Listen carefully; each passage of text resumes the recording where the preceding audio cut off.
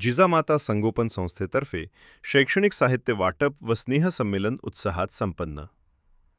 जिजामाता संगोपन सामाजिक व शैक्षणिक संस्थेतर्फे श्री साईबाबा मंदिर आसनगाव येथे आयोजित शैक्षणिक साहित्य वाटप व स्नेहसंमेलन कार्यक्रम उत्साहपूर्ण वातावरणात संपन्न झाला. समाजातील अनाथ, गरीब व गरजू विद्यार्थ्यांच्या शैक्षणिक प्रगतीसाठी कार्यरत असलेल्या संस्थेच्या या उपक्रमाला विद्यार्थ्यांसह पालक आणि मान्यवरांचा उत्स्फूर्त प्रतिसाद लाभला. संस्थेमार्फत इयत्ता 1ली ते 10वी पर्यंतच्या विद्यार्थ्यांचा संपूर्ण शैक्षणिक खर्च उचलला जातो. याच उपक्रमाचा एक भाग म्हणून विद्यार्थ्यांना शैक्षणिक साहित्य किट, वह्या, पेन, शालेय बॅग, शूज तसेच पाण्याच्या बाटल्यांचे वाटप करण्यात आले. विविध परीक्षांमध्ये उल्लेखनीय यश संपादन करणाऱ्या विद्यार्थ्यांचा यावेळी विशेष सत्कारही करण्यात आला. कार्यक्रमाचे प्रमुख पाहुणे हरिभक्त परायण कैलास निचिते महाराज होते, तर हरिभक्त परायण योगेश मांजे महाराज, शिवशाहीर प्रकाश धानके, गायक Riya Vekhande, Waghurde sir, Varkute sir, Gaikar sir, Sase sir, Nimse sir, Vishe महाराज आणि कृष्णा चंदे यांची विशेष उपस्थिती लाभली. यावेळी हरिभक्त परायण कैलास निचिते महाराज यांनी विद्यार्थ्यांना शिक्षणाचे महत्त्व पटवून देत संस्थेच्या सामाजिक व शैक्षणिक कार्याचे कौतुक केले. या संस्थेला जेव्हा केव्हाही माझ्या मदतीची आवश्यकता भासेल तेव्हा मी संस्थेच्या सर्व पदाधिकाऱ्यांसोबत खंबीरपणे उभा राहीन. विद्यार्थ्यांनी मोठे होऊन आपल्या आईवडिलांची स्वप्ने पूर्ण करावीत. गरज पडल्यास मी नेहमीच आपल्या पाठीशी राहीन, असे आश्वासन त्यांनी दिले. शिवशाहीर प्रकाश धानके यांनी सादर केलेल्या जोशपूर्ण पोवाड्याने कार्यक्रमात रंगत आणली. उपस्थितांनी त्यांच्या सादरीकरणाला उत्स्फूर्त दाद दिली. विद्यार्थी, पालक आणि मान्यवरांनी संस्थेच्या कार्याबद्दल समाधान व्यक्त करत भविष्यातही असे उपक्रम सातत्याने राबवण्याच्या शुभेच्छा दिल्या. कार्यक्रमाचे सूत्रसंचालन शेलवले सर यांनी केले. कार्यक्रमाच्या यशस्वी आयोजनासाठी संस्थेचे अध्यक्ष दिलीप गायकर, खजिनदार अनिल वेखंडे तसेच सदस्य अशोक भेरे, दीपक मुंडोळे, गणेश ढोणे, शिवाजी रेलेकर, संदीप शेळवले, योगेश कोकरे, अनिल मोरे, वैभव पडवळ, वैभव गायकर, विकास मांगलेकर, संतोष तुपे आणि किशोर पडवळ यांनी विशेष परिश्रम घेतले. संस्था वर्षभर विविध सामाजिक व शैक्षणिक उपक्रम राबवत असून गरजू विद्यार्थ्यांच्या सर्वांगीण विकासासाठी सातत्याने कार्यरत आहे. शेवटी उपस्थित मान्यवरांचे आभार मानून स्नेहभोजनाने कार्यक्रमाचा समारोप करण्यात आला. प्रसाद भोईर, शब्दक्रांती न्यूज. खरं म्हणजे सगळ्या विद्यार्थ्यांच्या चेहऱ्याकडे पाहिलं की त्यांना बॅग घेण्याची उत्सुकता दिसते. त्यामुळे त्या उत्सुकतेला किंवा त्यांच्या पाठीवर त्यांनी केलेल्या कर्तृत्वाला कुणीतरी माझ्या पाठीवर थाप देईल आणि मला लढ म्हणेल, ही त्यांच्या डोळ्यामध्ये तरळलेली आशा मला आता दिसते. तुम्ही सगळेजणी आहात. तुम्ही सगळ्याजणी जेव्हा तुमच्या कपाळाचं कुंकू हरलेलं असेल, हातातल्या बांगड्या फुटलेल्या असतील, मनगटातली हिंमत जेव्हा तुम्ही हारलेले असाल आणि सोबत या छोट्या छोट्या पाखरांचं हे गळकं घरटं घेऊन मला माझ्या आयुष्याचा प्रवास करत असताना माझं काही होईल ते होऊ द्या, पण माझ्या या छोट्याशा पंखांच्या पाखरांना, या कबुतराच्या पाखरांना कोणीतरी गरुडाची भरारी देईल का, ही आशा जेव्हा तुमची होती त्यावेळी तुमच्या पाठीशी जिजामाता संगोपन संस्था उभी राहिली. हे जिजामाता संगोपन संस्थेचं सगळ्यात मोठं भाग्य. सुखाच्या क्षणामध्ये आपल्या मांडवात नाचायला येणाऱ्या हजारोंची संख्या आपण पाहिली असेल, पण दुःखाच्या क्षणांमध्ये आपल्याला हात देऊन आपलं यश गाठणारी जिजामाता संगोपन संस्था आहे. हे खऱ्या अर्थाने सर आमच्यासाठी अभिमानाची गोष्ट आहे. मला फार आनंद इथे याचा वाटला. मी महाराष्ट्रभर फिरतो. कोणी जिजाबाईच्या नावाने बचत गट काढलेला आहे आणि मग चक्कीसाठी कर्ज घेतला आणि चक्की घेतलीच नाही. तिने एकाच कलरच्या नाव साड्या घेतल्या आणि ते नवरात्राला नाचत राहिली. कोणीतरी जिजामातेच्या नावानं एक अशी टपरी टाकली नाव टपरीवर आहे जिजामातेचं आणि तिथं जिजामातेच्या नावाच्या उल्लेखाशिवाय छोटीही गोष्ट नाही आहे. फक्त पैसे कमवणे हाच त्याचा उद्देश आहे. आणि कमवतो कोणाच्या नावावर? जिजामातेच्या नावावर. कोणी जिजामातेच्या नावाने पक्षही काढलेले आहेत. पण मला अभिमान वाटतो, तुम्हाला इतिहासामध्ये कुणी आतापर्यंत वाचलेली माहिती नसेल. मला एकदा वाचण्यात असं आलं होतं की ज्या सैनिक मरतात, शहीद होतात, जिजामातेला एक दिवशी असं वाटलं की या सैनिकांच्या मुलांचं काय, यानं शिक्षण देईल कोण? मग जिजामातेने रायगडावर पहिलं अशाच पद्धतीचं एक गुरुकुल काढलं होतं. त्या गुरुकुलाचं नाव होतं बाल परमेशी गृह. हे 350 वर्षानंतर मला आज जिजामाता सामाजिक संस्थेच्या माध्यमातून जिजामातेच्या कार्यानं हे तुम्ही पहिलं बाल संस्कार केंद्र सुरू करतात, बाल परमेशी केंद्र सुरू करतात. मी महाराष्ट्रभर फिरलो, पण मला मगाशी हे सगळं करत असताना मी तुम्हा सगळ्या महिलांना पाहत होतो. तर तुमच्या डोळ्यांमधली, तुमच्या कपाळावरची, तुमच्या चेहऱ्यावरची निरागसता मी इथे हेरत होतो. आणि मला असं क्षणभर असं वाटलं की या छोट्याशा मुलांच्या अंगावर 100-200 रुपयाची बॅग, ही मुलं अभिमानानं जेव्हा शाळेत जात असतील ना, तेव्हा तुमच्या पाठीमागे तुम्हाला आनंद वाटत असेल की नाही? मला सांगा, इंग्लिश मिडियमच्या फुलांच्या सरांमध्ये, शाळेमध्ये 30% ते तिथले मुख्याध्यापक असतील. जसं मेडिकलमध्ये 30% पॉलिसी असते, म्हणजे आमचा तुमचा पेशंट आमच्याकडे पाठवा, त्याला आम्ही इंजेक्शन लिहून द्याव, त्याच्यातले 30% तुम्ही आम्हाला द्या. इंग्लिश मिडियमच्या शाळांचं देखील हेच झालेलं आहे. आम्ही मुलांना कपडे देतो 400 रुपयाचे, त्यापैकी 70-80 रुपये आमची दलाली काढून द्या आणि मग तुम्ही तो कपडे कितीला विका. आज या शिक्षणाच्या बाजारात जिजामाता सामाजिक संस्था किंवा जिजामाता संगोपन संस्था, संगोपन या शब्दाचा अर्थ पालन करणं. संगोपन या शब्दाचा अर्थ असा आहे रस्त्यावर फेकून न देणं. जशी आई मुलाचं संगोपन करते, तशी ही जिजामाता संस्था तुमच्या हरवलेल्या आकाशा पाखरांचं संगोपन करते. हे तुमच्यासाठी किती मोठी गोष्ट आहे. 10वी पर्यंत तुमची चिंता मिटली ना. इथे माझं 5 किलोमीटरवर एक गुरुकुल आहे. तिथे माझ्याकडे मुलं 55 मुलं माझ्याकडे शिक्षण घेतात. त्यापैकी अशा आया आहेत की त्या आयांना तिकिटाला पैसे नाही, म्हणून ती आई त्याला वर्षभर पाहायला येत नाही. अशा आया आहेत, त्यानं जर त्या मुलांनी फोन केला, आई शेजाऱ्याच्या बॅग मध्ये भरपूर खाऊ आहे का, त्याच्याकडे बॉबीज आहेत, त्याच्याकडे कुरकुर आहेत, त्याच्याकडे बिस्किट्स आहेत, आणि आई माझी बॅग रिकामी आहे, मला तू एखादा बिस्किटचा पुडा दे ना. तेव्हा त्याच्या आईचा मला फोन येतो की महाराज तुमच्याकडे पैसे असतील तर त्याला 4 बिस्किटचे पुडे द्या.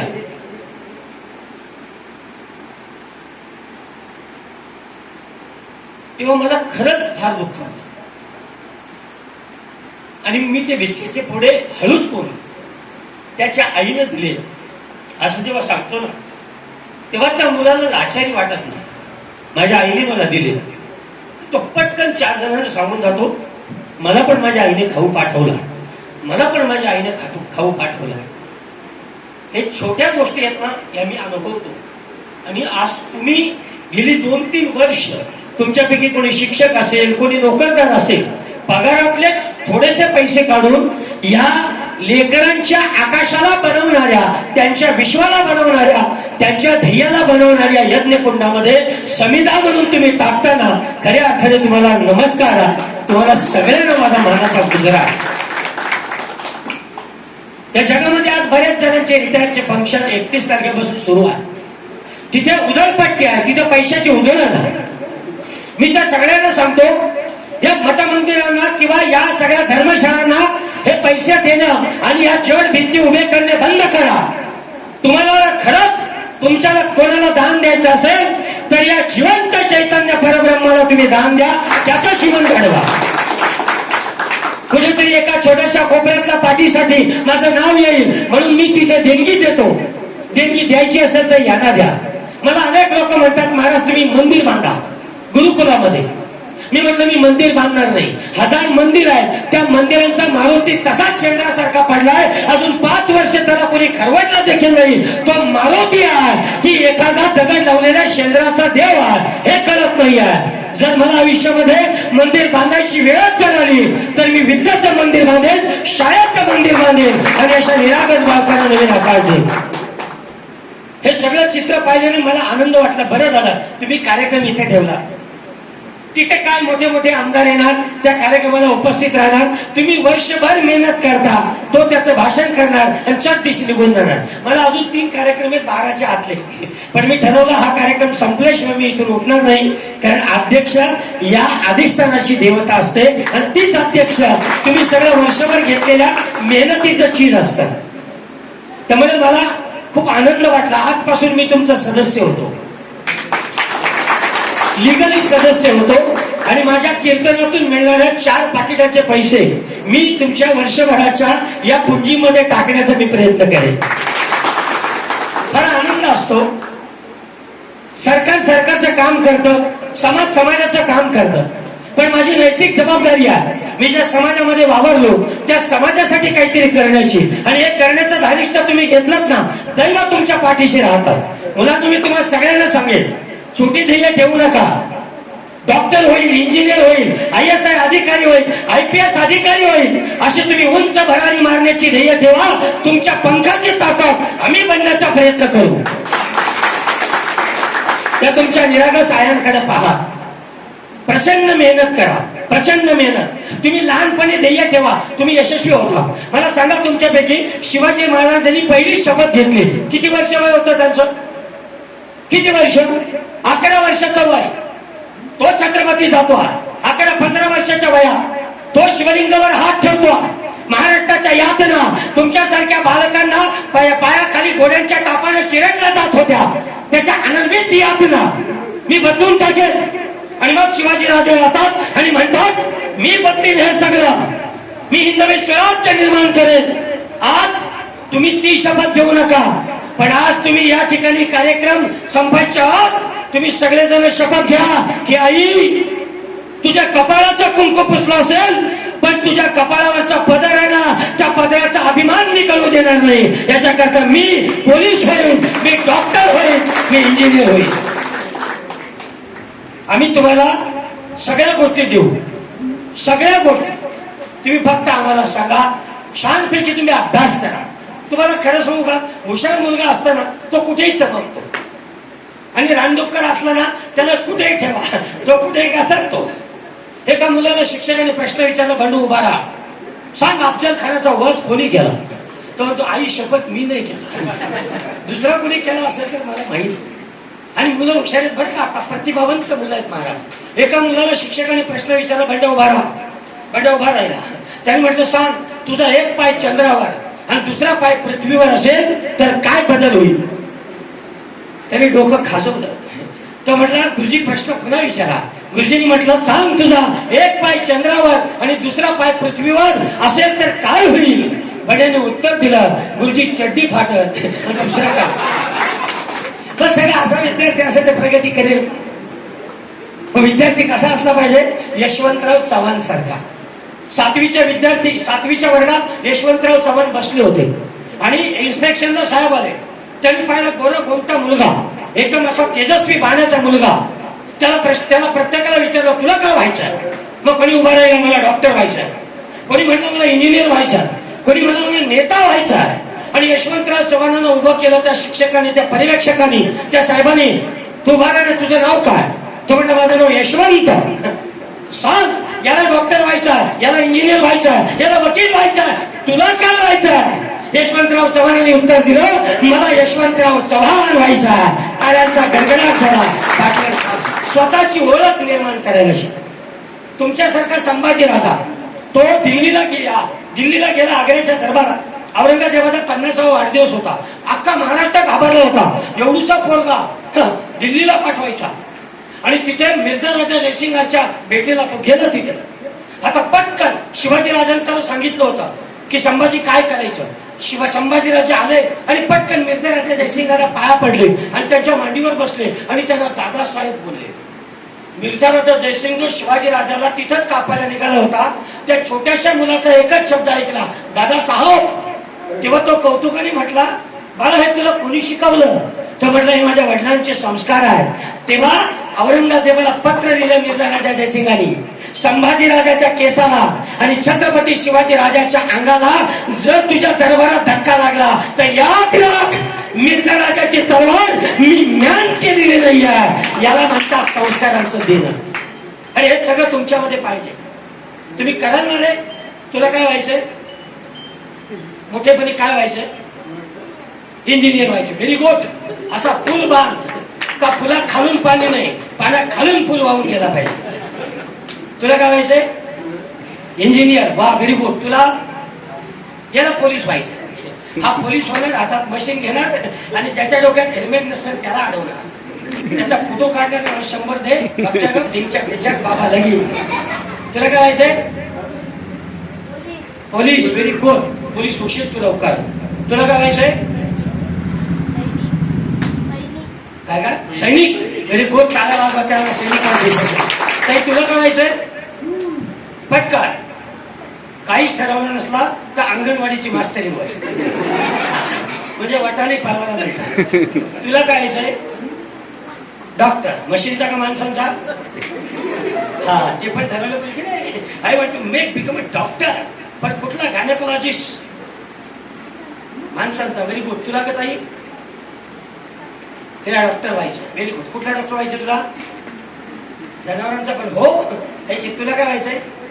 पोलीस व्हायचे. Very good. आणि तुला? हा, तू मस्तपैकी मगाशी बसला होता, तू स्वामी समर्थ हो. सगळी लोक तुझ्या पाया पडतील, मग तू आशीर्वाद दे आणि एक दिवशी अशोक खरात हो. गंमत केली. पण मला फार छान वाटलं या ठिकाणी या सगळ्या मुलांच्या चेहऱ्यांकडे पाहून. त्यांच्याकडे एक ध्येय आहे, त्यांच्याकडे एक उर्मी आहे, त्यांच्याकडे एक ऊर्जा आहे. आणि तुम्ही सगळेजण या जिजाऊ संगोपन संस्थेचे सगळे सदस्य त्या सगळ्यांना बळ देत आहेत. मी आदरणीय आमच्या अध्यक्षाचं कौतुक करेन, दिलीप गायकर सर. सर मस्त राहा. आणि तुम्हाला खरं सांगू का, तुमची झोळी कधी रिकामी राहणार नाही. और दिनाथ बाबांसारखा एक साधा म्हातारा माणूस एका जंगलामध्ये राहतो, तिथे तपश्चर्या करतो आणि गेल्या 3 पिढ्या झाल्या तरी त्याची झोळी रिकामी होत नाही. ही जर एखाद्या साधूची झोळी रिकामी होत नसेल तर तुम्ही तर प्रत्यक्ष शिक्षक आहात, तुम्ही सरस्वतीचे पुत्र आहात, तुमची झोळी कधी रिकामी राहणार नाही. त्यामुळे मला आनंद वाटतो सगळ्यांमध्ये. तुम्हाला आता बॅग घ्यायच्यात ना, आहे की नाही? पण तुम्हाला खरं सांगू मुलांनो, फुकट तिथे फॅमिली सकट असा कधी विचार करायचा नाही. काय झालं तुम्हाला गोष्ट सांगतो. एका ठिकाणी कंगवे वाटायला येते. कंगवे. सगळी माणसं आली कंगवे घ्यायला, पण एखाद्या डोक्याला केसच नव्हते, टकलू होता तो पण कंगवा घ्यायला. त्याला विचारलं, अरे सगळ्यांच्या डोक्याला केस आहेत, ते कंगवा घेतात, ठीक आहे, पण तुझ्या डोक्याला एक केस नाही, तो कंगवा घ्यायला का आलाय? तो म्हटला फुकट तिथे फॅमिली सकट. अरे पण तुझ्या डोक्याला केस नाही, तू कंगवा घ्यायला का आलाय? तो म्हटला केस विंचरायला नाही, डोकं खाजवायला तरी काम आहे. तुम्हाला ही जी बॅग देतात ना, बॅग, ही बॅग आहे ना, हे दादा महिनाभर काम करतात, तिथे घाम घालतात आणि त्यांना जो पगार मिळतो ना, त्यांच्या मुलाला कॅडबरी तर ते आणतातच, पण त्यांच्या मुलाला कॅडबरी देऊन तुमच्यासारख्या मुलांना ही बॅग मिळावी याच्याकरता 2 पैसे बाजूला काढतात. ही बॅग नाही, हे त्यांचे कष्ट आहे. आता तुम्ही त्यांचे कष्ट फुकट जाऊ द्याल का? नक्की नक्की होणार ना? बघा, भारत माता की. हे असा वडापाव खायच्या आशाने वड्ड झालं मजबूत. भारत माता की. खूप छान वाटलं सर.